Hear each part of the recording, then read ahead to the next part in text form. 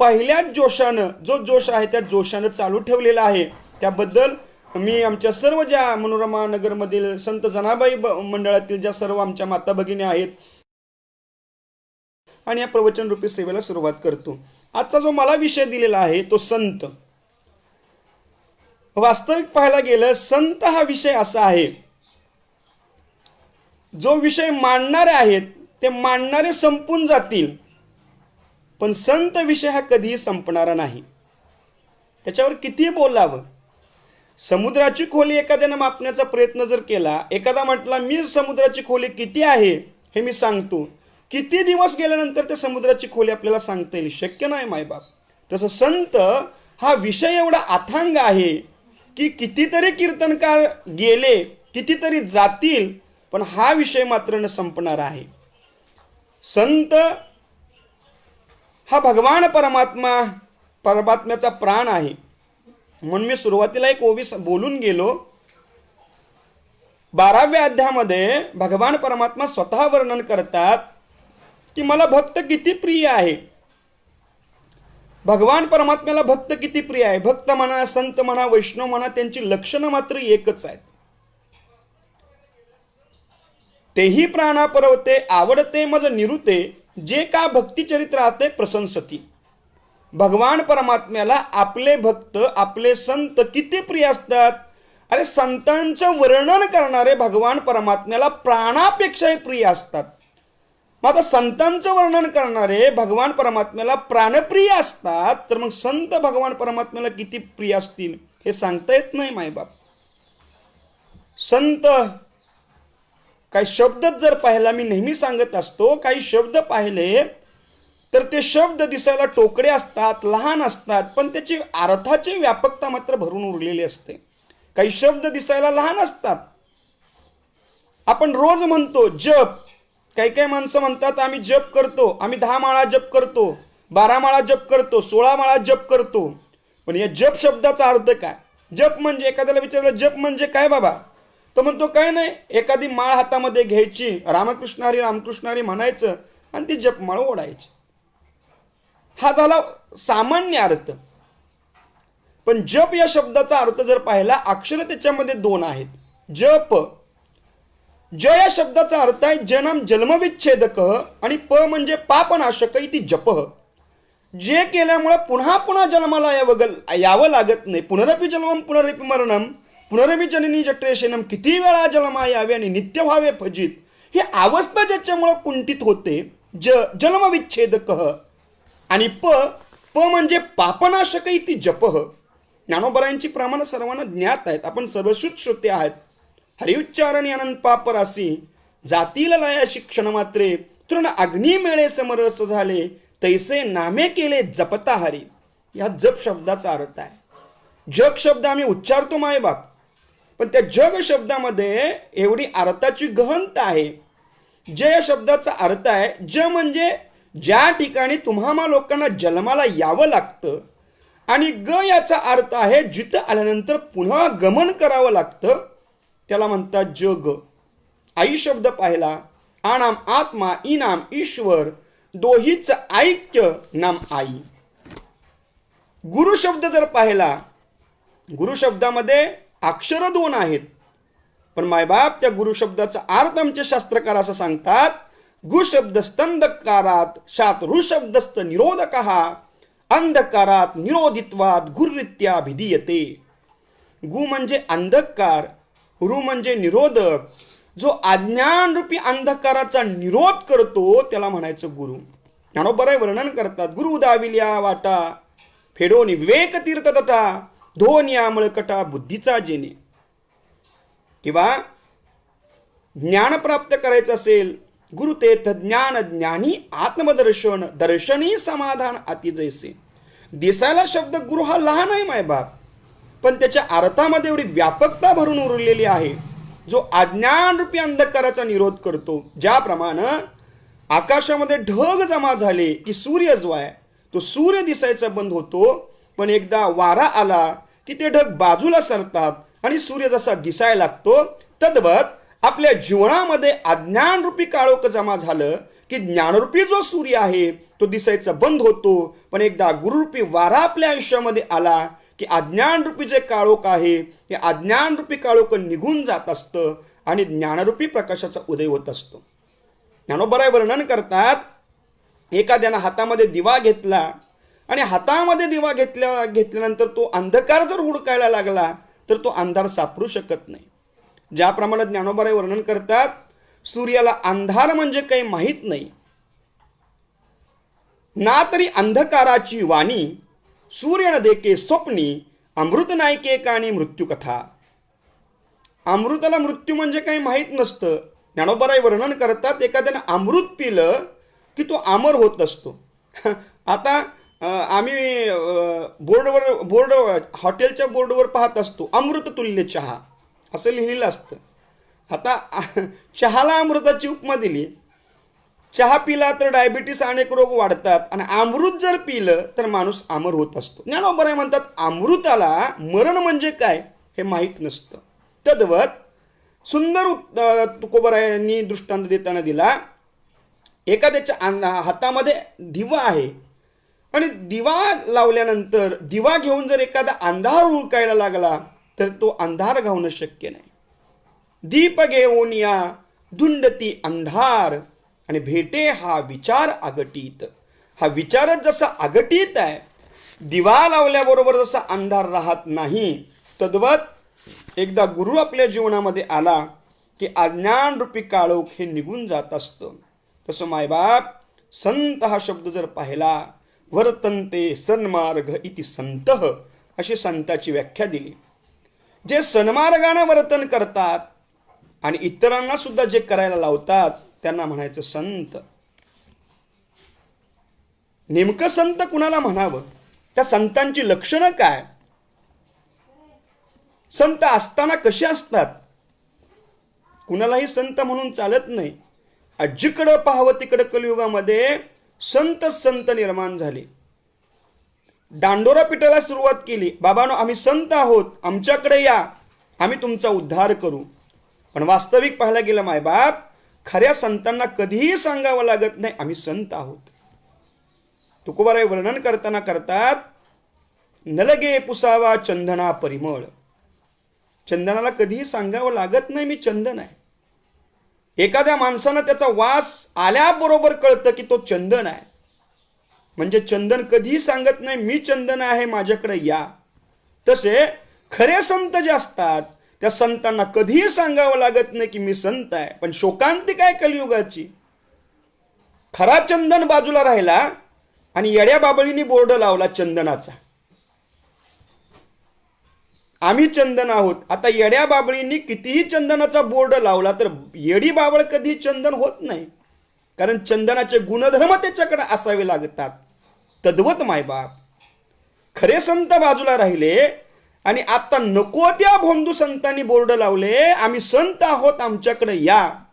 आणि शोकांतिका आहे आमची की आम्ही आमचे खरे संत सोडले आणि आम्ही नको त्यांच्या पाठीमागे लागायला सुरुवात केली. आता यथाकथित संतांची तत्व ही बदलली. तत्व संत सापेक्ष, म्हणजे कलियुगातल्या संतांच्या बद्दल मी बोलतोय. कलियुगातील संतांनी संत सापेक्ष त्यांच्या पद्धतीनं तत्व राबवायला सुरुवात केली. खऱ्या संतांनी आमची तत्व उद्धाराकरता सांगितली आणि हल्लीच्या संतांनी ती उद्धाराची तत्व बदलली आणि शिष्य वर्ग जमा करणारी कसे जास्त शिष्य होतील या पद्धतीनं त्यांची तत्व त्या पद्धतीने राबवायला सुरुवात केली.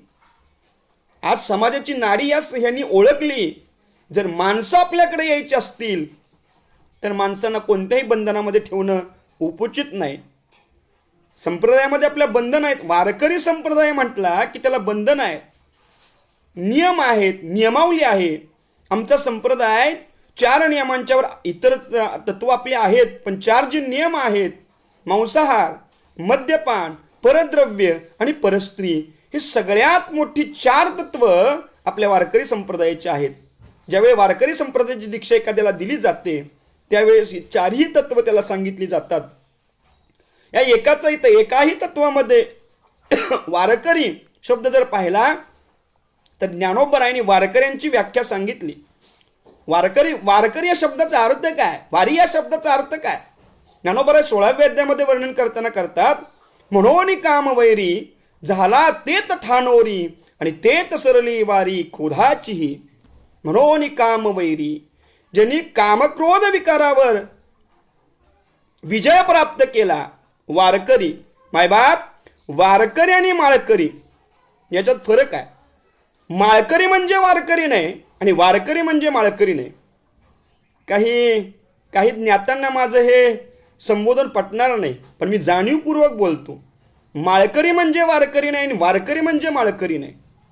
माळकरी जर पाहिला, एखादा मित्र म्हटला चल रे बाबा जास्त पितोस, घाल ना माळ, सुटेल तुझी, मग त्याचं ऐकायचं, त्याचं ऐकून माळ घालायची. पण माळ घातल्यानंतर कोणती तत्व जो पाळत नाही, कधी भजनाला जात नाही, कधी कीर्तनाला जात नाही, कधी पंढरपूरला जात नाही, कधी आळंदीला जात नाही, कधी तुळशीला पाणी घालत नाही, कधी ज्ञानेश्वरीचं वाचन करत नाही, तो माळकरी. आणि वारकरी संज्ञेमध्ये कोण मोडतो? जो हा चारही तत्वाचं पालन करतो. सर्वसामान्यपणे नियम आहेत आपल्याला. प्रातःकाळी सकाळी लवकर उठावं, स्नान करावं, तुळशीला पाणी घालावं, ज्ञानेश्वरीचं वाचन करावं, रामकृष्ण हरीचा जप करावा. पण शोकांतिका संप्रदायाची आज माफी मागून बोलतो की जे कीर्तनकार 2-2 तास कंबरा बांधून कीर्तन करतात, रामकृष्ण हरी म्हणा म्हणतात, पण ते सुद्धा या नियमाचं पालन करत नाहीत. ही सगळ्यात मोठी शोकांतिका आहे. मगाशी आमचे उत्तम बुवानी सुंदर असं ते प्रमाण पाठवलं, पोटासाठी संत आणि झाले कलित बहुत. बरोबर आहे. आपल्या पोटाची खळगी भागवण्याकरता संत नावाच्या, महाराज नावाच्या, महंत नावाच्या उपाध्या, मी म्हणतो हरिभक्त परायण यासारखी पदवीच नाही. पण आज शोकांतिका आहे. आज आमच्या कीर्तनकारांनी महंत, महामोपाध्याय ह्या पदव्या लावून घ्यायला सुरुवात केली. ही सगळ्यात मोठी शोकांतिका आहे. चला, मला त्यावर बोलायचं नाही. या चारही नियमांचं पालन करतो तो तोच त्या वारकरी संज्ञेमध्ये मोडत असतो. आपण संत या विषयावर बोलतोय. म्हणून हल्लीचे जे संत आहेत त्यांना संत म्हणता येत नाही. मायबाप, संत म्हणता येत नाही. सगळ्यांना श्रुत असताना अभंग आहे. ऐसे कैसे झाले बंधू, कर्म करोनी म्हणती साधू, अंगा लावोनिया राख, डोळे झाकोनी करती पाप, दावोनी वैराग्याची कळा, भोगी विषयांचा सोहळा, तुका म्हणे सांगो किती, जळो तयांची संगती. कलियुगामध्ये हे असे दिसायला संतांसारखे असतात. भगवी वस्त्र परिधान केले म्हणजे तो संत होत नाही. मोठ्याला माळा धारण केल्या म्हणजे संत होत नाही. कपाळाला गंध लावला म्हणजे संत होत नाही. पांढरी कपडे घातले म्हणजे संत होत नाही. कीर्तन प्रवचन केलं म्हणजे तो संत होत नाही. तुकोबारायांचं सर्वश्रुत असणारा अभंग ज्ञात आहे सर्वांना. संत दिसायला सामान्य माणसासारखे जरी असले तर ते सामान्यासारखे नसतात. संत काय माणसासारखे असतात. पण त्यांचं जर पाहिलं तर तुकोबाराय वर्णन करतात, बाबा समुद्राला जर तू नदी म्हणशील, समुद्र म्हणजे नदी नाही आणि नदी म्हणजे समुद्र नाही. भगवान परमात्म्याच्या शिवलिंगाला एखादा म्हटला हा दगड आहे, चालणार नाही. समुद्र नदी नव्हे पैगा, पाषाण म्हणू नये लिंगा, संत नव्हती जगा मानसा त्या सारिके. महाराज अनेक एका ठिकाणी प्रमाण देताना देतात, त्या दह्यापासून ताकही निघतं आणि लोणी सुद्धा निघतं. मग एखादा असा म्हटला ताक म्हणजे लोणी आणि लोणी म्हणजे ताक. अरे मूर्ख आहेस का बाबा? ताक ते ताक आणि लोणी ते लोणी. ताक म्हणजे लोणी नाही आणि लोणी म्हणजे ताक नाही. किंवा आकाशामध्ये चंद्र सुद्धा असतात आणि तारे सुद्धा असतात. मग एखादा म्हटला अरे बाबा चंद्र म्हणजे तारे आणि तारे म्हणजे चंद्र. शक्य नाही. चंद्र तो चंद्र आणि तारे ती तारे. पुढे तुकोबारायांनी गोड दृष्टांत दिला. पृथ्वीच्या पोटामध्ये हिराही उत्पन्न होतो आणि गारगोटी सुद्धा उत्पन्न होते. मग एखादा असा म्हटला, एखादा जर बाजारपेठेमध्ये हिरा विकायला बसला आणि गारगोटी सुद्धा विकायला बसला तर मूल्य जर पाहिलं तर हिरा मूल्यवान आहे. हिरा म्हणजे गारगोटी नाही आणि गारगोटी म्हणजे हिरा नाही. तसं संत महात्मे दिसायला जरी सामान्यासारखे असले तरी त्यांच्यामध्ये तफावत नाही मायबाप. दोन मित्र नदीच्या काठानं निघाले. त्याने पाहिलं की एक व्यक्ती बुडतोय, मदत मागतोय.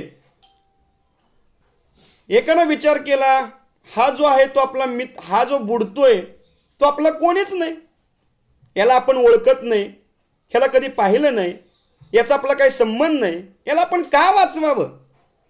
मनामध्ये विचार केला, पुढे निघून गेला. दुसरा एक मित्र पाठीमागून आला. त्यानं पाहिलं, अंतःकरण तळमळलं. अरे बाबा, हा बुडतोय, याला वाचवलं पाहिजे. हा मरतोय, त्यानं असा विचार केला नाही, हा व्यक्ती जो बुडतोय तो माझा नेमका कोण लागतोय, नातलग नाही, पाहुणा नाही, ओळखीचा नाही. त्यानं काही पाहिलं नाही, तो बोलवतोय ना आपल्याला गेलं पाहिजे. त्यानं कसलाही विचार न करता त्या नदीमध्ये उडी मारली आणि त्याचा एक हात धरला. जो व्यक्ती पुढे निघून गेला होता त्यानं विचार केला, मगाशी जो व्यक्ती बुडतोय त्याला आपण कुठेतरी पाहिलंय, नेमकं कुठं पाहिलंय. थोडा विचार करायला सुरुवात केली आणि मग त्याच्या लक्षामध्ये आलं की गेल्या 10 दिवसापूर्वी याचा फोटो आपण पाहिला. कुठं पाहिला? मग पुन्हा त्यानं आठवायला सुरुवात केली. मग त्याच्या लक्षामध्ये आलं, पाठीमागच्या 10 दिवसामध्ये आपण याचा फोटो एका पेपर पुढारीमध्ये पाहिला होता आणि त्याच्या फोटोखाली असं लिहिलं होतं, वॉन्टेड. याला जो कोणी पकडून देईल त्याला रोख 15,000 रुपयाचं बक्षीस मिळेल. आणि मग त्याच्या लक्षात आलं, हा तोच व्यक्ती आहे की जो मगाशी बुडत होता. क्षणाचाही विलंब केला नाही मायबाप. पळत पळत पळत आला. त्यानंही त्या नदीमध्ये उडी मारली.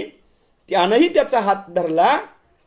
यानं याचा एक हात धरला, त्यानं त्याचा तो एक हात धरला. दोघांनी त्याला नदीवर आणून, काठावर आणून सोडलं. मला इथं सांगायचंय, व्यक्ती दोन आहेत, दोघांनी प्राण वाचवण्याचे प्रयत्न केले, पण मायबाप दोघांच्या क्रिया एक आहेत पण उद्देश मात्र एक नाही. दुसरा एक असा प्रसंग आहे, दृष्टांत देतो. एका व्यक्तीला अपेंडिक्स झाला, पोटात दुखायला लागलं. त्याला डॉक्टरकडे नेलं. डॉक्टरने पाहिलं, बाबा म्हटले अपेंडिक्स तुला झालाय, ऑपरेशन करावं लागेल. ऑपरेशन वेळी त्याने काय केलं, तो एक सुरा घेतला आणि त्या व्यक्तीचं पोट फाडलं. हा एक प्रसंग आहे. आणि दुसरा असा एक प्रसंग आहे, एके ठिकाणी चोर चोरी करण्याकरता गेले. चोरी करत असताना मालक जागा झाला. त्यानं पाहिलं चोर दिसतायत. तो काय आपली संपत्ती पैसे सोडायला तयार नाही. त्याही चोराकडे एक सुरा होता. त्यांनी तो सुरा काढला आणि त्या माणसाच्या पोटामध्ये घुपसला. त्याचं पोट फाडलं. दोन्ही क्रिया एकच आहेत. डॉक्टरनं सुद्धा त्या पेशंटचं पोट फाडलं आणि चोरानं सुद्धा त्या माणसाचं पोट फाडलं. दोघांच्या क्रिया एक आहेत. पोट फाडणं ही क्रिया एक आहे, पण उद्देश मात्र वेगवेगळा आहे. पहिल्या प्रसंगात आपण पाहिलं, एकाचा उद्देश होता, याला जर आपण पकडून दिलं तर 15,000चं बक्षीस आपल्याला मिळेल. आणि दुसरा जर होता, याचे प्राण वाचवलेच पाहिजेत.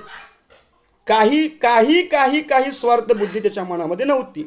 दुसरा प्रसंग आपण पाहिला, डॉक्टरनं पोट फाडलं, याचे प्राण वाचावेत, आणि चोराने पोट फाडलं, याच्यापासून आपल्याला चोरी करता यावी, याचं द्रव्य आपल्याला मिळावं.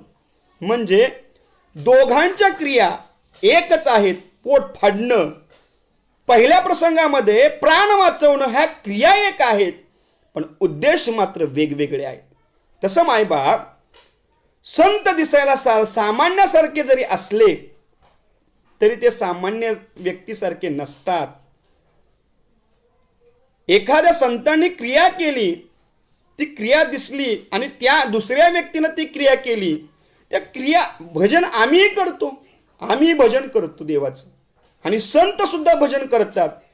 आम्ही भजन करतो, संत भजन करतात, ह्या क्रिया एकच आहेत. पण उद्देश जर पाहिला, संत भजन करतात, देवा करताच करतात, देवाची प्राप्ती व्हावी, देव मला मिळावा याच्या करता ते भजन करतात. त्या भजनामध्ये कोणत्याही प्रकारची अपेक्षा नसते. अनपेक्ष सुचिरदक्षो उदासीनो गतव्यतः सर्वारंभ परित्यागी यो मदभक्त समे प्रिय.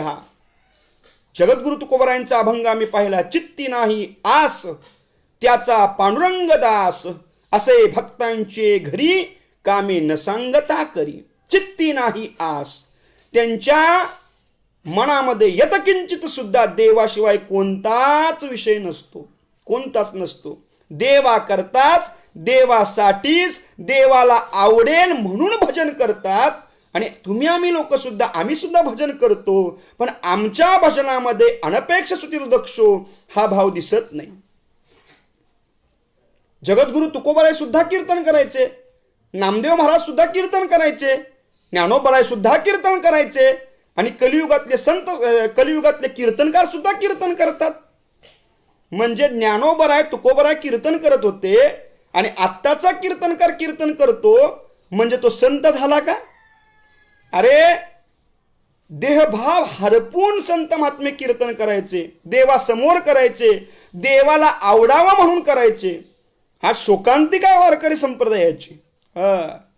आजची कीर्तनं देवासाठी नाहीत, तर आजची कीर्तनं जगा करता आहेत, ही शोकांतिक आहे. संत महात्म्याने कीर्तनाच्या मर्यादा सांगितल्या, पण सगळ्या मर्यादा आज कीर्तनकारांनी उल्लंघून टाकल्या, ही शोकांतिक आहे.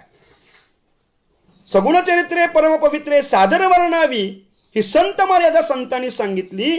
त्या कोणत्या चौकटीमध्ये बसून कीर्तनकार कीर्तन करतात? नाही मायबाप, नाही नाही नाही.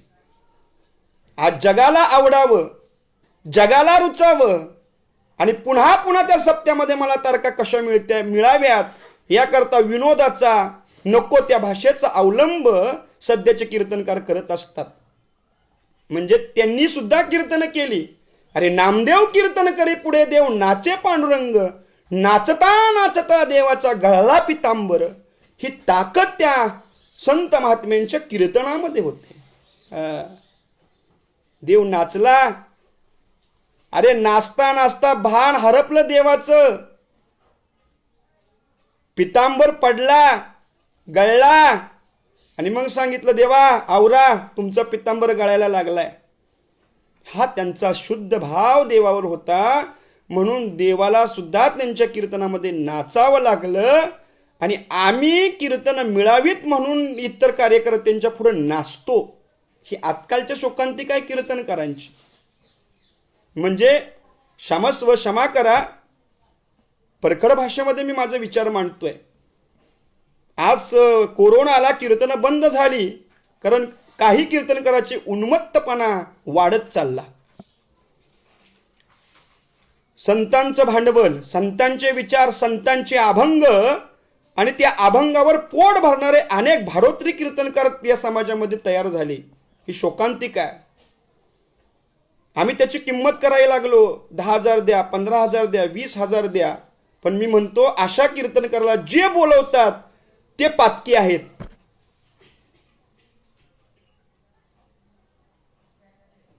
असो, सगुण चरित्रे परमपवित्रे हा नियम संत महात्म्याने आम्हाला घालून दिला. म्हणजे संत महात्मे, आम्हीही कीर्तन करतो आणि ते सुद्धा कीर्तन करतात. म्हणजे आमच्या क्रिया एकच झाल्या, संतांच्या क्रिया एक झाल्या, पण उद्देश मात्र वेगवेगळे. संत महात्म्याने कीर्तन केली ती देवासाठी केली, देवा करता केली, देवाला आवडेल म्हणून केली, देवाची कृपा आपल्यावर व्हावी म्हणून केली.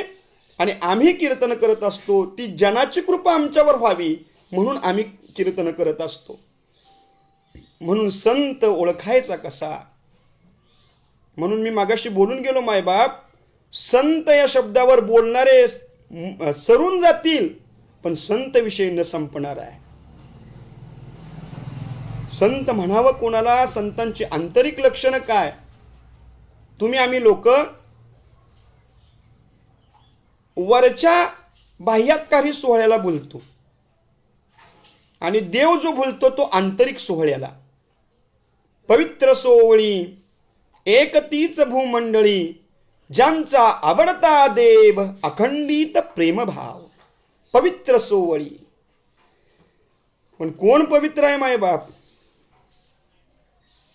एक तीच भूमंडळी, एक एक हा शब्द वापरला, एक एक तीच भूमंडळी, तीच या भूमंडळावर एक आहेत की जी पवित्र आहेत.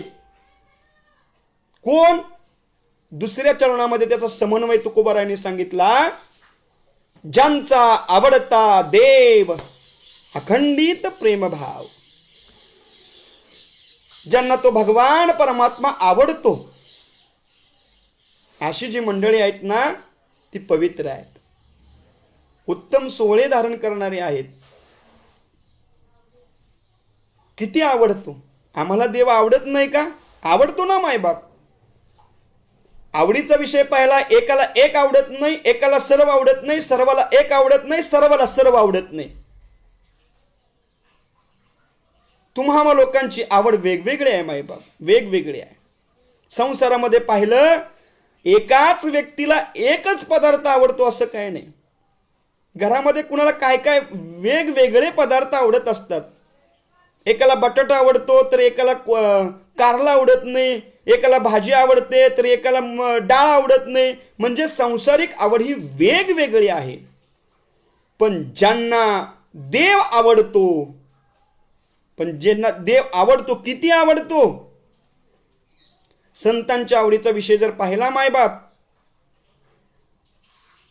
प्रत्येकानं आपली आवड सांगितली. तुकोबारायांना विचारलं, महाराज तुम्हाला आवडतं काय? तुकोबारायांनी सांगितलं, मला देव आवडतो. किती आवडतो? अरे तुका म्हणे, माझे हेची सर्व सुख आणि पाहीन श्रीमुख आवडीने. संतांच्या आवडीचा एकच विषय मायबाप. म्हणून तुमच्यामध्ये आम्ही संत आहोत असं म्हणणारे करता अनेक प्रमाण आहेत. किती आवडतो? आम्हाला सुद्धा आवडतो, पण इतका आवडत नाही. ज्ञानोबरायांना विचारलं, सगळ्या संत महात्म्यांची आवड एकच आहे. तुझी आणवाहीन गा देवराया, बहु आवडसी जीवापासूनिया. कानडिया ओ विठोबा कानडिया ओ, बहु आवडसी जीवापासूनिया. बहु आवडसी जीवापासूनिया, ही तर महत्वाचा आपला मुद्दा आहे. संतांना आवडतो तो भगवान परमात्मा आवडतो, पण बहु आवडसी जीवापासूनिया. आवडे पंढरी भीमा पांडुरंग आणि चंद्रभागा लिंग पुंडलिक. हा संतांच्या आवडीचा विषय आहे. तुमच्या आमची आवड एक नसते, पण संतांची आवड मात्र एक असते.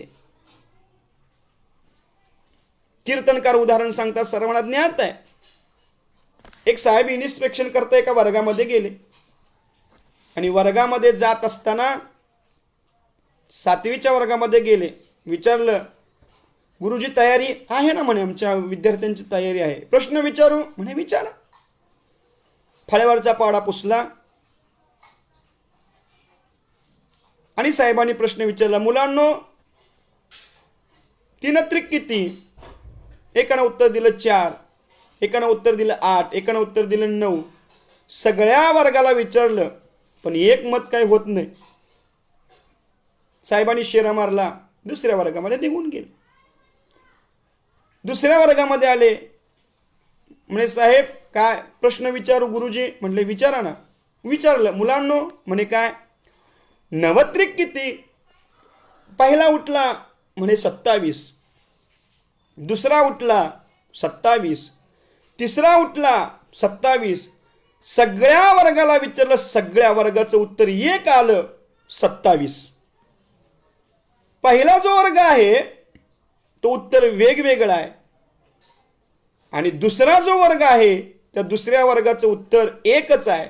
पहिला वर्ग आहे तो आमचा वर्ग आहे, आमची आवड वेगवेगळी आहे, आणि दुसरा जो वर्ग आहे तो आमच्या संत महात्म्यांचा वर्ग आहे की ज्यांच्या आवडीचा विषय एकच आहे, पांडुरंग परमात्मा. बस, दुसरं त्यांना काही आवडत नाही. म्हणून ज्यांचा आवडता देव, पण कसं पुढं सांगितलं, अखंडित प्रेमभाव. आपल्याला पुष्कळशी प्रमाण मायबाप पाहता येतील. ज्यांचा आवडता देव, देव आवडतो, पण पुढे महाराजांनी प्रमाण दिलं, ते तो शब्द महत्वाचा आहे, अखंडित. अखंडित म्हणजे आम्हाला देव आवडतो, आमच्या गरजा पूर्ण होईपर्यंत आम्ही भजन करतो. एकदा आमची गरज, आमचं संकट दूर झालं की आम्ही भजन सोडतो. आमची अखंडता, आमचं सातत्य भजनामधलं टिकत नाही. पण आमचे संत महात्मे जर पाहिले तर संत महात्मे सतत त्या देवाचं कीर्तन करत असतात. सततम कीर्तयंतो माम यतंतस्य द्रवतः नमश्यंत सोमाम भक्त्या नित्ययुक्त उपासते. किंवा तेषां सततयुक्तानां भजतां प्रीतिपूर्वकं ददामि बुद्धियोगम तम एन मामुपयांति ते. तुकोबारायांची प्रमाण पाहिली, आमचे संत महात्मे भजनामध्ये तल्लीन झाले की मग आम्ही कुठं आहे, आम्ही काय खातो, आम्ही काय पितो, काय चाललंय, काही नाही, काही नाही. देह भानावर ते नसतात. असो ऐसा कोठे आठवची नाही, देहीच विदेही भोगू दशा. न कळे दिवस की राती, अखंड लागलीसे ज्योती. आनंद लहरीची गती, वर्णू मी किती तया सुखा. दिनरजनी हाची धंदा आणि गोविंदाचे पवाडे. म्हणजे सतत ज्यांना देव आवडतो, मनापासून आवडतो, त्यांना संत म्हणावं. ज्यांच्या भजनामध्ये सातत्य आहे, कधीही ज्यांच्या भजनामध्ये खंड पडत नाही. दृष्टांत सर्वांना ज्ञात आहे. ज्यावेळी तुकोबारायांची परीक्षा घेण्याकरता एक देहूमध्ये आला, त्याने विचारलं, रात्रीच्या प्रहरमध्ये त्या आल्यानंतर विचारलं, महाराज कुठं आहेत? त्याने सांगितलं, महाराज म्हणणे बहिर्दिशेकरता गेलेत. मनामध्ये शंका आली, महाराज बहिर्दिशेला गेलेले आहेत, मग महाराज तिथं काय करतील? काही गरज नव्हती, पण मनामध्ये शंका आली. मग तिथं गेला आणि गेल्याबरोबर बघितलं महाराज बहिर्दिशेला बसले होते आणि बहिर्दिशेला बसले असताना सुद्धा महाराजांचं भजन चालू होतं. म्हणजे देहभाव संतांना राहत नाही की आपण बहिर्दिशेला बसलोय, आपण भजन कसं करावं हा आठवच त्यांना नसतो. आठव नाठव गेले भावा भाव आणि झाला स्वयमेव पांडुरंग.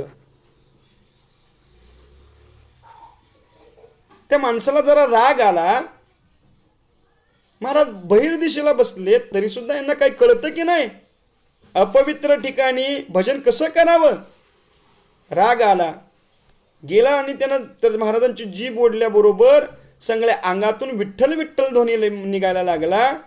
त्यांनी सांगितलं, काय करू बाबा, तुला वाईट वाटलं, मान्य, मी बहिर्दिशेला गेलो आणि तिथं भजन सुरू झालं, पण माझ्या जीवेला तसं लागलंय रे वेळ, मी तरी काय करू. माझी मज झाली अनावर वाचा, छंद या नामाचा घेतला असे. अरे माझी वाचाच मला अनावर झाली, तर मी तरी काय करू. ठीक आहे म्हणे, बाबा बाहेरून आलायस, माझ्याकडे अतिथी आलायस, आणि आपल्या भारतीय संस्कृतीत आहे मातृदेवो भव, पितृदेवो भव, आचार्यो देवो भव आणि अतिथी देवो भव, ही संस्कृती आहे.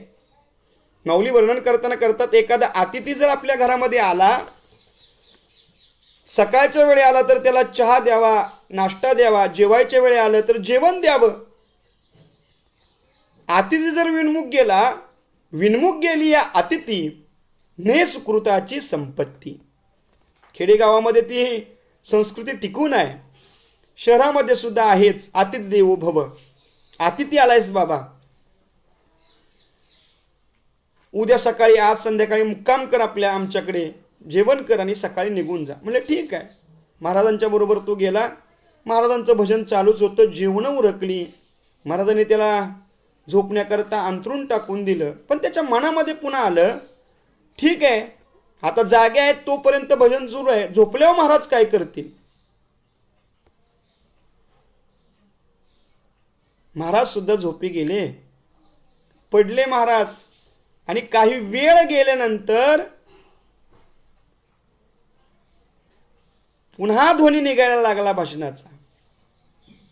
त्याला वाटलं बहुतेक महाराज जागे असतील. जवळ येऊन पाहिलं, अंतरून ते बाजूला केलं, कांबरून बाजूला केलं, बघितलं महाराजांचे डोळे मिटले होते आणि मुखामध्ये रामकृष्ण हरी रामकृष्ण हरी रामकृष्ण हरी चिंतन चालू होतं.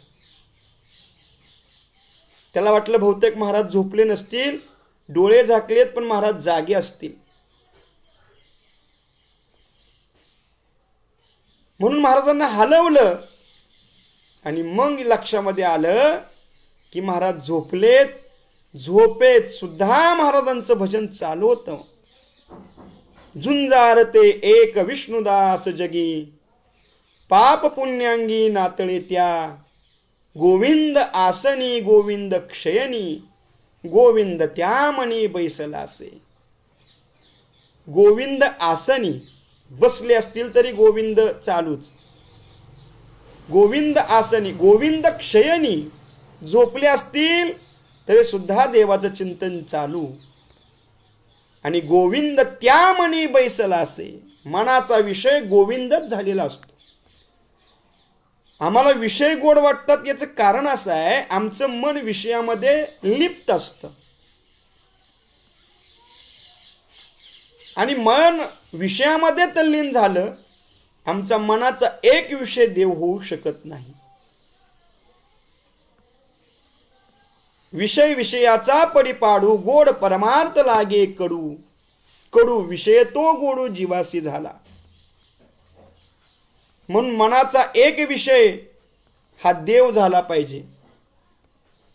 विषय तो त्यांचा झाला नारायण, नावडे जनधन माता पिता. आणि मन तसं ओढाळ मन देवाकडे जातच नाही मायबाप. मन देवाकडे जाणं गरजेचं आहे. मनाचा विषय जर देव झाला तर मन जे विकार आहेत त्या विकाराकडे जाऊ शकत नाहीत. दृष्टांत देतो. एक मुंबईमध्ये राहणारी एक खेडेगावामध्ये दिली. सासूबाईंनी विचारलं, का ग म्हणले तुला दळता येतं का? आता ती मुंबईमध्ये राहणारी, तिनं जातं वगैरे कधी पाहिलं नव्हतं. क्षमा करा, हा दृष्टांत आहे. मनोरमा नगरमध्ये राहणारे म्हणतील महाराज मुंबईचं उदाहरण का देता? दृष्टांत आहे, समजावं म्हणून दृष्टांत आहे. तिनं कधी जातं पाहिलं नव्हतं. लग्न झालं आणि त्या सासूबाईंनी विचारलं तुला दळता येतं का? तिनं विचार केला, येतं म्हणावं तरी पंचायत, नाही येत म्हणावं तरी पंचायत, काय करावं? तिनं अंदाजे सांगितलं, म्हटलं येतं मला दळायला. सासूने दळण्याकरता दिलं. दळायला सुरू केलं. 1 तास झाला पण तिला तिचं चिमूटभर पीठ काय बाहेर पडलं नाही. सासूला राग आला. का ग म्हटले, दळता येतं म्हटलीस, 1 तास झालं चिमूटभर पीठ बाहेर पडलं नाही, कळतं की नाही तुला? तर तर तर तर ती बोलली सुनेला. राग आला. म्हणे मी मुंबईत राहिली, मी MBA केलं आणि सासू मला बोलते आता MBAचा आणि दळण्याचा काय संबंध आहे? अर्थार्थी काही संबंध नव्हता, पण तिला जरा अहम होता, मी एवढी शिकले मला सासू बोलते. राग आला आणि तिनं काय केलं, तो जोरात खुंटा धरला आणि खुंटा ओढायला सुरुवात केली. आता आधी तो खुंटा होता ढिला, तिनं तो खुंटा काही आवडला नाही, जाम केला नाही आणि तिनं सुरुवात केली, मला आत्याबाईंनी असं म्हणावं, मला आत्याबाईंनी असं म्हणावं. तो खुंटा निसटला, बरोबर नाकावर बसला, नाक फुटलं. मला इथं सांगायचंय, नाक का फुटलं? खुंटा ढिला होता म्हणून नाक ते फुटलं. तुकोबाराय म्हणतात, अरे दळायचंय ना, मग काय कर, हलवून या खुंट, आधी करावी बळकट, मग तयाच्या आधारे करणे जे अवघे बरे.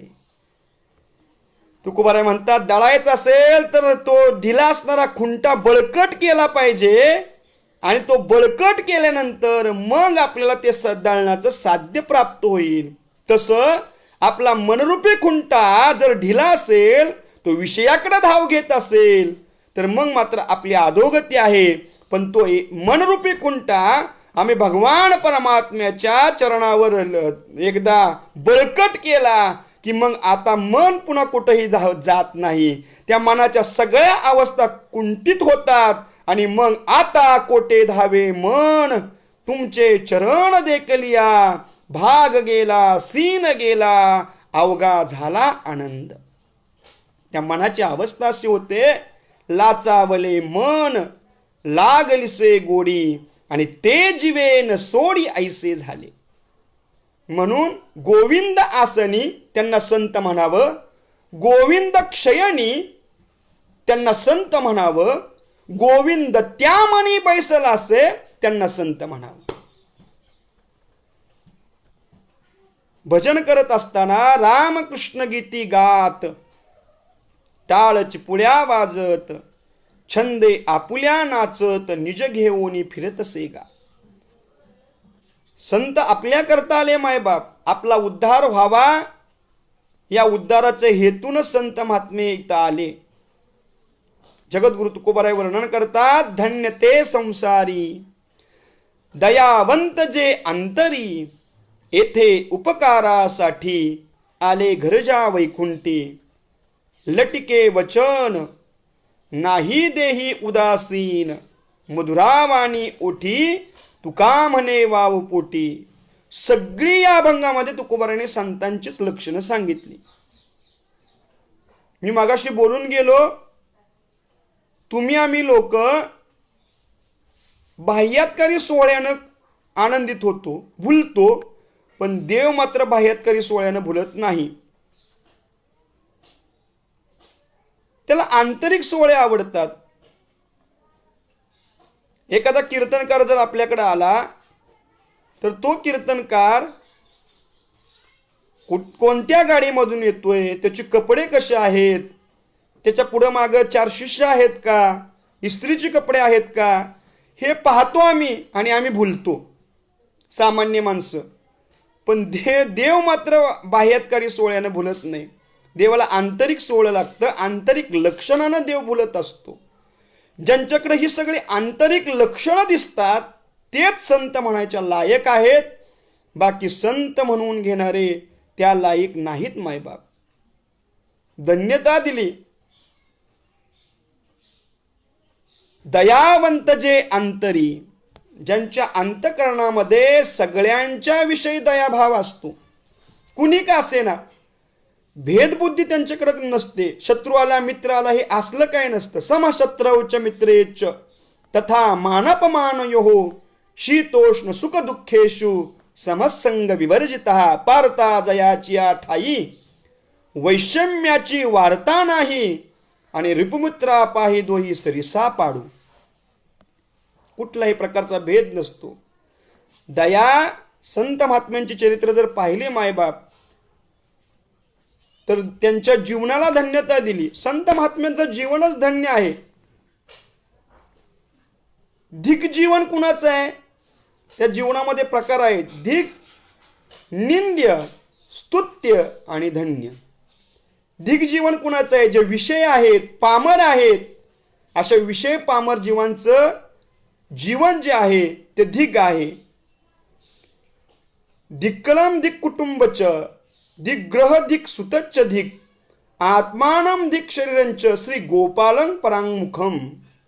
सुभाषितकार वर्णन करतो, जे देवास विन्मुख आहेत त्यांचं कुल, कुटुंब, घर, पुत्र, शरीर, आत्मा हे सर्व याला धिक्कार त्यानं केलेला आहे. दुसरं जे जीवन आहे ते निंद्य जीवन आहे मायबाप. कुणाचं? जे संसाराचं ओझं वाहतात. कारे दास होती संसाराचा खर, आणि दुःखाचे डोंगर भोगावया. सुभाषितकारांनी सुंदर वर्णन केलं. येशाम श्रीमद्य यशोदा सुतम पदकमले नास्ती भक्ती नराणाम, एषा आभिरकन्या प्रिय गुणकर कथने नानुरक्ता संज्ञा. म्हणजे ज्याच्या भगवान परमात्म्या चरणकमलावर भक्ती नाही, जो कधी भक्तीमध्ये रमत नाही, ज्याला भक्ती आवडत नाही, अशांचं निंद्य जीवन आहे. तिसरा प्रकार आहे स्तुत्य जीवन. आमच्या संतांचं जीवन, जे साधकांचं जीवन आहे ते स्तुत्य आहे. आणि धन्य जीवन म्हणजे आमच्या संतांचं धन्य जीवन आहे. का? दयावंत जे अंतरी ते जे आहेत त्यांना म्हणावं संत. ज्ञानोबरायांनी, त्या ज्ञानोबरायांच्या छातीमध्ये विसोबा खेचराने लात मारली, पण लात मारली तरी सुद्धा ज्ञानोबरायांनी त्या विसोबा खेचरांची महती एवढी वाढवली की त्याला नामदेव महाराजांचं गुरु करून ठेवलं. संत एकनाथ महाराजांचं चरित्र पाहिलं. जो यवन किती वेळा यवन अंगावरी थुंकला आणि प्रसाद देऊन मुक्त केला, मनामध्ये कोणताही तसला भाव नसतो. आज आमच्या अंतःकरणातली दया निघत चालली. मायबाप संत महात्म्यांची दया जर पाहिली, दया करणे जे पुत्रासी आणि तेची दासा आणि दासी. पुत्रावर जी दया असते ती दासांच्यावर सुद्धा असते. मायबाप त्या दयेमध्ये कोणत्याही प्रकारचा भेद करत नाहीत. आज आमची दया निघत चालली. शोकांतिक आहे आज आमच्या हिंदू धर्माची. आज आम्ही देवी देवतांच्या नावावर बोकडं कोंबडं कापायला लागलो. मला इकडेही थोडंसं बोलायचं आहे. कोणत्याही देवाला मांसाचा नैवेद्य लागत नाही. अश्वनैवम गजनैवम व्याघ्र नैवच नैवच अजापुत्र बलिर्बद्धात मनुष्य दुर्बल घातकहा. आमच्याकडे बघा आखाडामध्ये पद्धत असते, त्या म्हैसोबाला कोंबडं द्यायचं, किंवा एखादा मांत्रिक तांत्रिक सांगतो अमुक अमुक देवीचा तुला त्रास आहे, देवी पुढे बकरं काप. ही सगळ्यात आघोऱ्या पद्धत आपल्या हिंदू धर्मामध्ये आल्या. मायबाप जो वारकरी म्हणून घेतो, जो पंढरपूरच्या आळंदीची वारी करतो, नामस्मरण करतो, आणि तो जर एखाद्या देवतेला कोंबडं बकरं कापत असेल तर तो वारकरी म्हणण्याच्या लायकच नाही. क्षमस्व मायबाप, क्षमस्व. ज्ञानोबरांनी भूता परस्परे पडो मैत्र जीवांचे मागणंही मागितलं. कुठल्याही देवतेला मांसाचा नैवेद्य लागत नाही. तो सुभाषितकर म्हणतो, एखाद्या देवता पुढे अश्व म्हणजे घोडं कापलं जातं का? नाही कापलं जात. गज म्हणजे हत्ती कापला जात नाही. वाघ तर नाहीच नाही, पण तो अजापुत्र म्हणजे जे बोकड आहे ते बिचारं गरीब असतं, त्याला आणलं जातं आणि देवापुढं कापलं जातं. म्हणून आदरणीय तात्यांचं जो सदाचार मकरंद नावाचं पुस्तक आहे त्याच्यामध्ये एकूण 8 दोषी सांगितले. नुसता खाणाराच दोषी नाही, त्याच्यामध्ये 8 जण दोषी आहेत. एक पुरवठा सप्लाय अधिकारी, कोंबड्या बकरी पुरवणारा पहिला दोषी आहे. दुसरा कापणारा, तिसरा विकत आणणारा, नंतरचा चिरणारा, शिजवणारा, वाढणारा, खाणारा, आणि सगळ्यात शेवटचा दोषी सांगितला अनुमोदन देणारा. अनुमोदन देणारा म्हणजे याच्या गळ्यामध्ये माळ असते, माळकरी असतो. आता वारकऱ्यांचे जावई वारकरी असतात का नसतात? क्षमस्व, शोकांतिक आहे. चला त्या विषयावर मला बोलायचं नाही. मग तो एखादा जावई जर आला तर त्या जावयाला जावई माळकरी नसतो. आदलीचे जावई आता पानचड झाले, ते रविवार गाठूनच येतात. एखाद्याला जर पोळी घातली तर त्याला ती पचत नाही, ऍडमिट करावा लागतो जावयाला. आणि शोकांतिक आहे मायबाप आज आमचे हिंदू धर्माची. आज जो आम्ही नीती आचरण सोडलं आणि त्यामुळं निसर्गाला सुद्धा आचरण आपलं सोडावं लागलं. आता येईल तसा दिवस आम्ही साजरा करतो. आम्हाला चतुर्थी कळत नाही, एकादशी कळत नाही. पाहुणा आला की आम्ही मांसाहार आणतो, शिजवला जातो. एकादशी जता उद्याच एकादशी आहे. 2 मिनिटं बोलतो मायबाप. काही लोकांचा एक गोड गैरसमज आहे की एकादशी व्रत कोणी करावं, ज्यांच्या गळ्यामध्ये माळ आहे त्यांनीच एकादशी करावी. ही सगळ्यात मोठी शोकांतिक आहे. जो हिंदू म्हणून घेतो त्याची एकादशी पाहिजेच. ज्याचा एकादशीचा उपवास नाही तो हिंदू म्हणायच्या लायकच नाही मायबाप. एकादशी व्रत करीन उपवासी गायीन अहर्निशी मुकी नाम. एकादशी दिवशी सगळी पाप ही एकादशी अन्नामध्ये वास्तव्य करून राहत असतात. सगळी पाप भगवान परमात्मा विष्णूंच्याकडे गेली. विचारलं, देवा तुम्ही तर सांगताय आम्ही लपायचं नाही, मग आज एकादशी दिवशी आम्ही लपायचं कुठं? तेव्हा भगवान परमात्म्याने सांगितलं, आज तुम्ही अन्नामध्ये वास्तव्य करून राहायचं, म्हणून विश्वातली सगळी पाप एकादशी दिवशी अन्नामध्ये वास्तव्याला राहत असतात. म्हणून एकादशी दिवशी अन्न भक्षण करू नये आणि अन्नदान सुद्धा करू नये. त्याच्या 42 कोळ्या नरकामध्ये जातात. एकादशी दिवशी आम्ही जर अन्न भक्षण केलं तर रौरव नावाच्या नरकामध्ये आम्हाला पडावं लागतं. म्हणून एकादशी ही सगळ्यात श्रेष्ठ आहे. तुम्ही सगळे उपवास केले पण एकादशी केली नाही मायबाप तर आम्हाला व्रताचं पुण्य मिळत नाही. आम्ही जर एकादशी व्रत केलं तर त्या एकादशीच्या अनुषंगानं सगळ्या व्रताचं पुण्य हे आम्हाला मिळत असतं.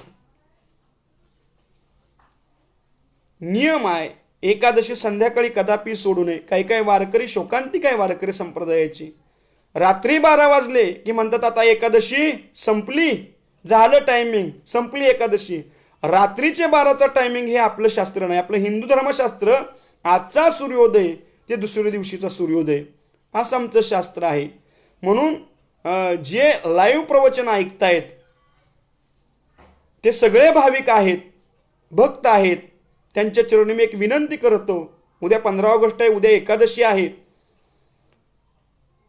ज्यांची एकादशी व्रत नाही त्यांनी पहिल्यांदा एकादशी व्रत करा, तर या प्रवचनाचं साफल्य झालं असं मी समजेन.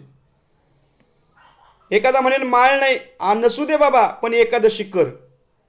महिन्यातून 2 एकादशी येतात, त्या 2 एकादशी कराव्यात. एकादशी जर केली तर सगळं सोमवार, मंगळवार, गुरुवार सगळ्याचं पुण्य हे आम्हाला मिळत असतं.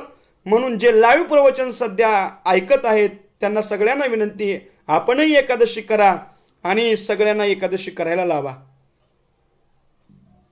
काही मंडळी म्हणतील महाराज आम्हाला न खाता जमत नाही, उपवासाचे पदार्थ खा, पण एकादशी करा, ही सगळ्यांना विनंती आहे. एकादशीचं महात्म्य जर पाहिलं, रुक्मांग व्रत केले, नगर वैकुंठासी नेले, ऐसा व्रताचा महिमा, झाली बोलायाची सीमा. म्हणून उद्या सर्वांनी एकादशी व्रत करावं. काय काय नराधमांना एकादशीचं व्रत एकादशी दिवशी मांसाहार करतात, ते सुद्धा हिंदू म्हणायच्या लायक नाही मायबाप. म्हणून शेवटचा गळ्यामध्ये तुळशीची माळ असते आणि सांगतो नाही नाही जावई आलेत ना, मग हरकत नाही, जावा आणा मांसाहार आणा म्हटलं तरी त्याला नरकामध्ये जावं लागतं. सदाचार मकरंदामध्ये 8 दोष सांगितले. म्हणून कोणत्याही देवतेला, तुकोबारांचा एक अभंग आहे, त्याला तुकोबारांनी चांडाळ असं म्हटलेलं आहे. देवी देवतांच्या नावावर जो हत्या करतो, तुका म्हणे तया चांडाळाशी नरक आणि भोगती आदम महादुःखे. आदम महादुःखाला पडावं लागतं. पण संत महात्म्यांच्या अंतःकरणात रायांनी काशी विश्वेश्वराहून रामेश्वरला नेणारी कावड मध्ये गाढव तडपत होतं पाहिलं, आणि ते पाणी जे आहे ते त्या गाढवाला पाजलं. लोक म्हणायला लागले महाराज अहो आपण रामेश्वरला निघालो आणि हे पाणी याला पाजताय, हाच माझा काशी विश्वेश्वर आणि हाच माझा रामेश्वर. ऐसा ज्यांचा अनुभव त्यांना म्हणायचं संत. विश्वदेव सत्यत्वे देवतया जवळी असे, पापनाशे दर्शने, काम क्रोधा नाही चाली, भूती झाली समताही. या लक्षणांनी जो युक्त आहे त्याला म्हणायचं संत, त्याला म्हणावं वैष्णव, त्याला म्हणावं भक्त. ज्यांच्या अंतःकरणामध्ये दया ह्या ओतप्रोत भरलेली आहे त्यांना संत म्हणावं. क्षमस्व, थोडासा व्यत्यय आला. संत महात्मे आले कुठून?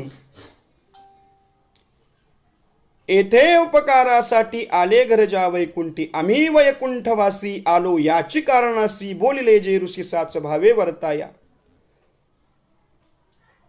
आणि उपकार करण्याकरता जे उपकार करतात, आता काही अशी आहेत मंडळी की जे उपकार्यावर उपकार करतात, काही माणसं अपकार्यावर उपकार करतात, काही माणसं फक्त उपकार्यावर उपकार करतात, आणि काही जे आहेत ते अपकार्यावर उपकार करण्याचं काम करतात. उपकार्यावर अपकार, भस्मासूर. भगवान परमात्म्याने वर दिला त्यालाच जाळण्याकरता निघाला. काही माणसं अपकार्यावर अपकार करतात जशा तसे, आणि काही माणसं ज्यांनी उपकार केला त्यांच्यावरच उपकार करण्याचं काम करत असतात. आणि संत महात्मा मात्र अपकार्यावर उपकार करण्याचं काम करत असतात. उपकारीषु यः साधू साधुत्वे तस्य को गुणः, अपकारीषु यः साधू स साधू सद्भिरुच्यते. रामायणामध्ये थोर असा श्लोक आलेला आहे. नाथराय म्हणतात, अपकार्यावरी जो कोपला तो कोपे तात्काळ नागवला, उपकार्या जेने उपकार केला तोची दादुला परमार्थी. सुंदर वर्णन हे नाथराय करत असतात. म्हणून जे उपकार करतात, कोणताही मनामध्ये हेतू न बाळगता उपकार करतात, त्यांना म्हणावं संत. मधुरावाणी ओटी, जे मधुर बोलतात, आणि जे देहावर उदास होऊन भक्ती करतात त्यांना म्हणायचं संत. भक्त ऐसे जाणा जे देही उदास, गेले अशा पाश निवारोनी, विषय तो त्यांचा झाला नारायण नावडे, जनधन माता पिता. असे जे कोण आहेत त्यांना संत म्हणावं. मधुरावाणी ओटी ते संत. जर आपण मधुरावाणी ओठी तुका म्हणे वाव पोटी, जे मधुर बोलतात आणि सगळ्यांना आपलंसं करतात ते संत. संतांची लक्षण आपल्याला इथं दिसून येतात. धन्य कोण आहे? धन्य ते संसारी कोण? संत आहेत, धन्य आहेत. का? दयावंत जे अंतरी त्यांना संत म्हणावं. येते उपकारासाठी, उपकार करण्याकरता आले. जसं रविचंद्रो घना वृक्षा नदी गावश्च सज्जनहा, येते परोपकाराय युगे देवेन निर्मिता. सूर्य, चंद्र, पाऊस, वृक्ष, नदी, गाय आणि सज्जन हे जेव्हा उपकार करण्याकरता आले. काय सांगू आता संतांचे उपकार. मज निरंतर जागविते, ऐसा तया एकू, प्रकृती पुरुष विवेकू, उपकार अलौकिकू करी पैगा. किंवा अनेक प्रमाणे देता येतील. असे जे आहेत उपकारा करता आले. दयावंत जे अंतरी ते संत, येते उपकारासाठी ते संत, आले घर ज्या वैकुंठी ते संत, लटिके वचन नाही ते संत, देही उदासीन त्यांना म्हणावं संत, मधुरावाणी ओटी त्यांना म्हणावं संत, तुका म्हणे वावपोटी यांना म्हणावं संत. संत म्हणा भक्त म्हणा एकच लक्षण आहेत. 12वा अध्याय पाहिला तर आपल्याला अनेक लक्षणं पाहता येतील. अनपेक्षित दक्षो असेल किंवा समशत्रौच मित्रेचे असेल किंवा इथून पुढचे जे श्लोक आहेत, संतुष्ट सततम योगी यदात्मा दृढनिश्चय मय्यर पीत मनोरबुद्धी यो मद भक्त समे प्रिय, त्यांना म्हणावं संत. तेची संत ज्यांचा हेत विठ्ठले, नेरती काही टाना टोना नामस्मरणा वाचोनी त्यांना म्हणावं संत. तुल्य निंदा स्तुतिर्मौनी संतुष्टो एनकेनचित, अनिकेता स्थिरमतीर भक्तिमान मे प्रियो न रहा त्यांना म्हणावं संत. निर्माण मोहा जितसंग दोषा अध्यात्मनित्या विनिवृत्त कामहा, द्वंद्वैर मुक्ता सुख दुःख संज्ञेर गच्छन्ति मूढा पदमव्ययम. तब जया पुरुषाचे गा मन, सांडोनी गेले मोहमान, वर्षाती जैसे घन आकाशात. या लक्षणांनी युक्त आहे त्याला म्हणावं संत.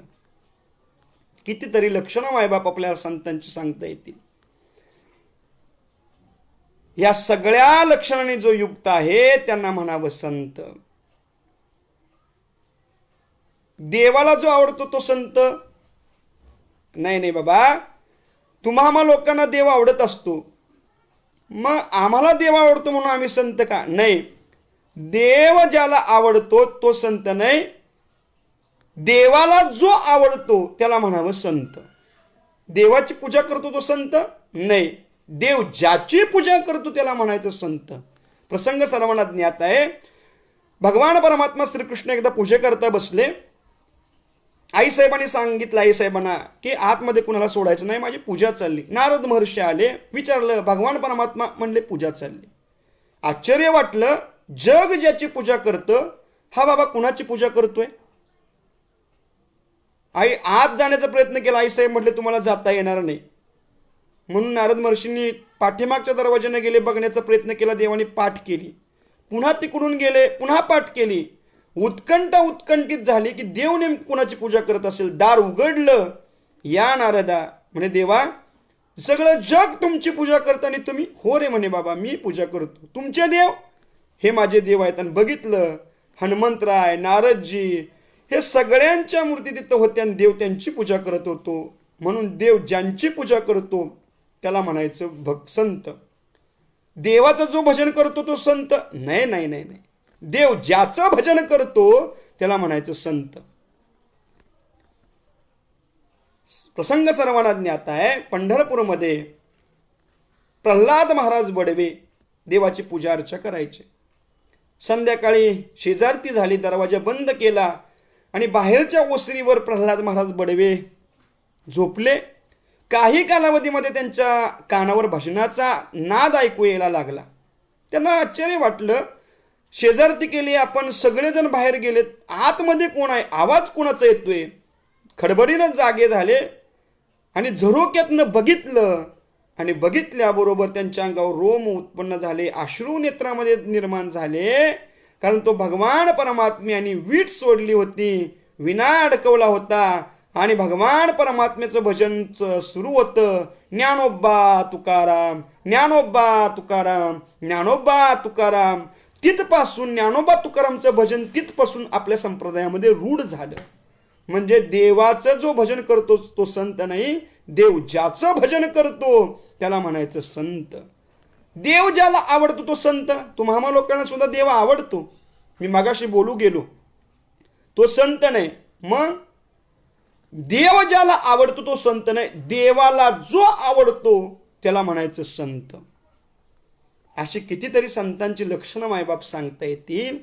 तुकोबारायांची गाथा जर पाहिली तर अनेक ठिकाणी संतांची लक्षणं जगद्गुरु तुकोबरायांनी प्रतिपादित केलेली आहेत.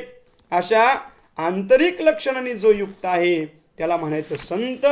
आणि आपण सर्वांनी भगवान परमात्म्याकडे प्रार्थना करायची आहे, देवा अशा लक्षणांनी जे युक्त असतील त्यांचा संग आम्हाला घडावा. तुषा काळी उदके भेटी पडे मिठी आवडीची, ऐसी यांचा होका संग जीवलग संतांचा, मिष्टान्नाचा योग भुके म्हणता चुके पुरेसे, तुका म्हणे माते बाळा कळवळा भेटीचा.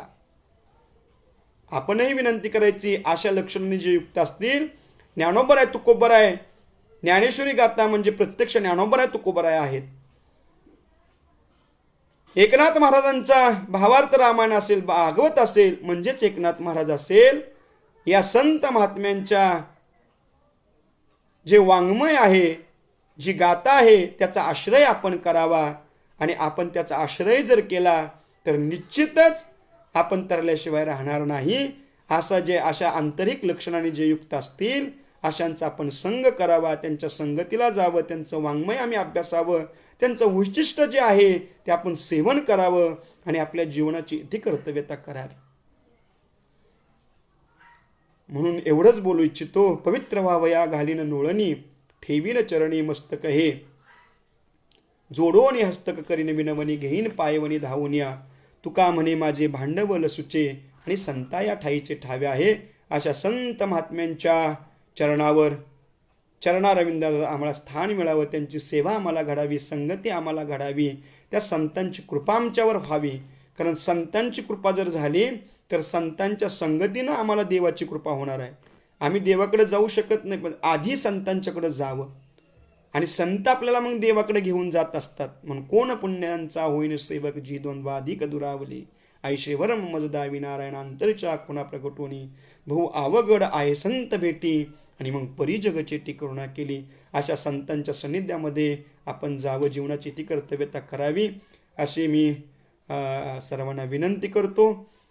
झालेली जी प्रवचनरूपी सेवा आहे ज्ञानोबराय तुकोबरायांच्या चरणी समर्पित करतो.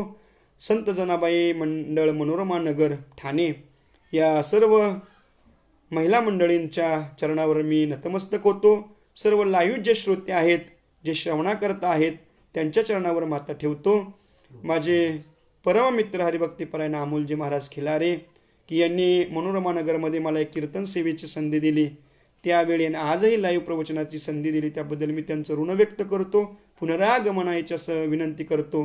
बोलण्यासारखा भाग भरपूर आहे, पण आपण सुद्धा आपल्या या सातारा जिल्ह्यातील पहिले ज्येष्ठ कीर्तनकार माझे आजोबा गुरुवर्य किसनदादा निगडीकर यांच्या नावाने एक फेसबुक पेज तयार केलेला आहे. आणि आता 6 वाजता आपल्या महाराष्ट्रातील नामवंत कीर्तनकार हरिभक्तीपरायण भागवतजी महाराज चौरे यांचं लाईव्ह प्रवचन आत्ता तिथं चालू आहे. आणि सगळ्यांना विनंती करतो की हेही पेज सुंदर आहे. आपल्या आजोबांच्या आमच्या नावानं पेज निर्माण केलेलं आहे. वैकुंठवासी गुरुवर्य किसनदादा महाराज निगडीकर हे फेसबुक पेज आहे. या पेजला सुद्धा आपण लाईक करावं. उद्या 6 ते 7 या वेळेमध्ये हरिभक्तीपरायण नामदेव महाराजांचे वंशज मुरारी महाराज नामदास यांचं प्रवचन आपल्याकडे होणार आहे. त्याच पद्धतीनं मोठमोठे जे वक्ते आहेत, मोठमोठ्या संतांचे वंशज आहेत, 6 ते 7 या वेळेमध्ये त्यांची प्रवचनं आपल्या फेसबुक पेजवर होणार आहेत. म्हणून मी तुमचं आहे आणि हे पेजसुद्धा किसनदादा निगडीकर हे आपलंच आहे.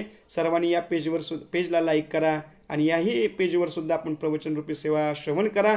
ही अशी सर्वांच्या चरणी विनंती करतो. झाली प्रवचन रूपी सेवा ज्ञानोबराय तुकोबराय अखिल कोट ब्रह्मांड नायक भगवान परमात्मा श्री पंढरीनाथ रुक्मिणी आई साहेबांच्या चरणी समर्पित करतो. माझे आजोबा या भागचे ज्येष्ठ कीर्तनकार गुरुवर्य किसनदादा महाराज निगडीकर यांच्या चरणावर समर्पित करतो. पुनश्च एकदा सर्वांचं दर्शन घेतो आणि या सेवेला या ठिकाणी पूर्णविराम देतो. आता लाईव्ह हरिभक्तीपरायण भागवतजी महाराज चौरे आजरेकर फडमालक पंढरपूर यांचं प्रवचन आत्ता 6 ते 7 या वेळेमध्ये आपले गुरुवर्य किसनदादा निगडीकर या पेजवर लाईव्ह सुरू आहे. हे प्रवचन संपल्यानंतर आपण या पेजवर यावं आणि त्यांची प्रवचन रूपी सेवा श्रवण करावी ही सर्वांना विनंती करतो आणि या ठिकाणी सेवेला पूर्ण विराम देतो. पुंडलिक वरदा हरी विठ्ठल श्री ज्ञानदेव तुकाराम विठ्ठल विठ्ठल विठ्ठल विठ्ठल विठ्ठल विठ्ठल विठ्ठल विठ्ठल विठ्ठल विठ्ठल पुंडलिक वरदा हरी विठ्ठल श्री ज्ञानदेव तुकाराम.